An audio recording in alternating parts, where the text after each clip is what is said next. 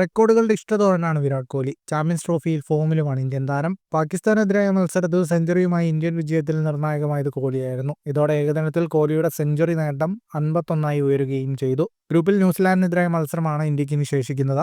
ഇത് കോഹ്ലിയുടെ 300ാം ഏകദിന മത്സരമാണ്. ഈ മത്സരത്തിൽ നിരവധി റെക്കോർഡുകളാണ് കോഹ്ലിയെ കാത്തിരിക്കുന്നത്. ചാമ്പ്യൻസ് ട്രോഫിയിൽ ഇന്ത്യക്കായി ഏറ്റവും കൂടുതൽ റൺസ്. 15 ചാമ്പ്യൻസ് ട്രോഫി മത്സരങ്ങൾ കളിച്ച കോഹ്ലിയുടെ അക്കൗണ്ടിൽ 651 റൺസുണ്ട്. കിവീസിനെതിരെ 51 റൺസെങ്കിലും നേടാൻ കഴിഞ്ഞാൽ ടൂർണമെന്റിന്റെ ചരിത്രത്തിൽ ഇന്ത്യക്കായി ഏറ്റവും കൂടുതൽ റൺസ് നേടുന്ന താരമാകാൻ കോഹ്ലിക്ക് സാധിക്കും. 10 കളികളിൽ 701 റൺസ് എടുത്ത ശിഖർ ധവാന്റെ പേരിലാണ് നിലവിലെ റെക്കോർഡ്. ന്യൂസിലാൻഡിനെതിരെ 142 റൺസ് നേടിയാൽ ചാമ്പ്യൻസ് ട്രോഫി ചരിത്രത്തിൽ തന്നെ ഏറ്റവും കൂടുതൽ റൺസ് എടുത്ത വെസ്റ്റ് ഇൻഡീസ് താരം ക്രിസ് ഗെയിലിന്റെ റെക്കോർഡ് കോഹ്ലിക്ക് തകർക്കാൻ സാധിക്കും.